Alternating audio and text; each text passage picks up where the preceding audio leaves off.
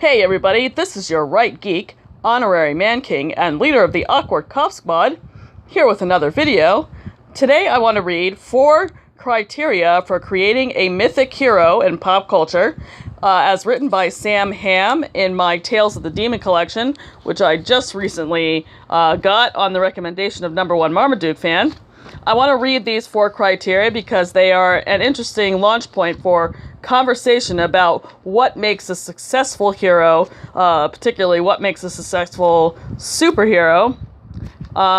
So here are the 4 criteria. Criterion number 1. The hero is, in some crucial way, other, stronger, faster, smarter, more implacable than the average run of humanity. He might be naturally gifted. He might have been bitten by a radioactive crab louse. Although he is superior to and alienated from the normal folk who populate his world, his exaggerated competence makes him a natural target for reader identification. 2. His personality, motivations, and modus operandi must be strongly defined, but at the same time loose enough to accommodate periodic revisions and reinterpretations, so that succeeding generations of readers will continue to find him fresh and exciting. 3. A lively origin story helps. Primal is best. It's always nice if our hero is obsessive. And a vividly rendered trauma scene involving some sort of universally comprehensible anguish goes a long way toward making obsession palatable. Alternatively, we may choose to keep our hero's roots shrouded in mystery. And 4, he must face and thwart a succession of powerful antagonists, the most formidable of whom will recur on a semi-regular basis until they come to be indelibly linked in the public mind with our hero and his legends. For example, Holmes and Moriarty, James Bond and Blofeld, etc. In some real sense, the hero's nature will be defined through conflict with his archenemies. So these are the 4 criteria that this particular writer thought were essential for heroes such as Batman, or other mythic superheroes in American pop culture.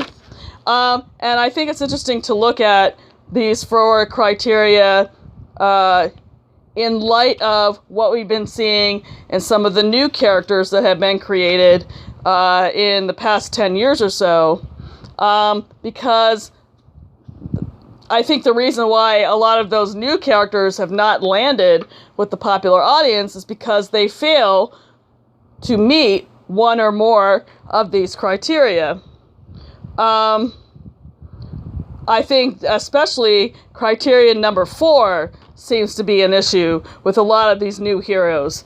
A lot of these new heroes seem to have too easy a time at defeating the antagonists that they come into contact with.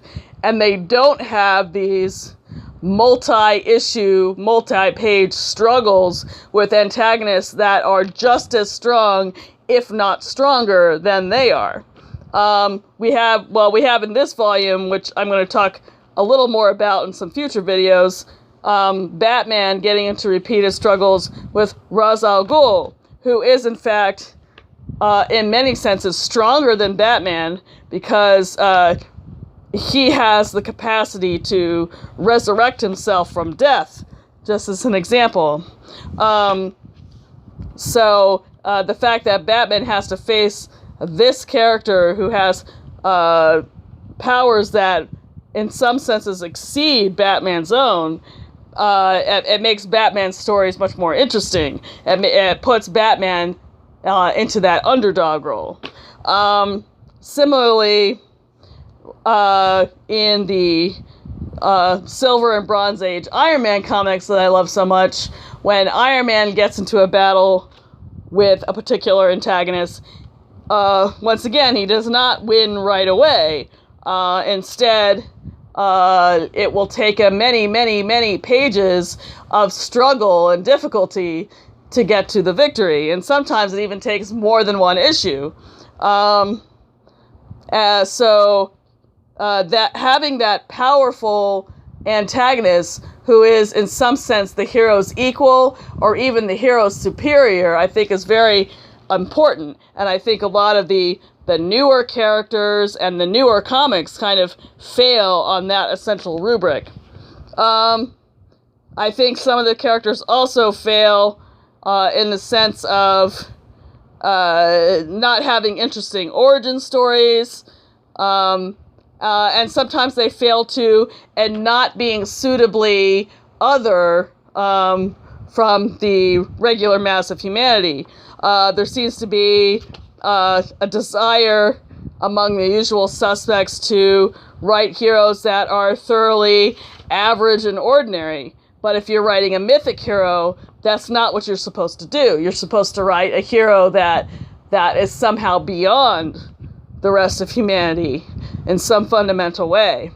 And that's why I think the popular audience balks at the idea of having, say, a hero that is fat and out of shape.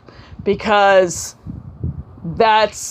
although people who are fat and out of shape can be good people who do good things, nobody's saying that they can't.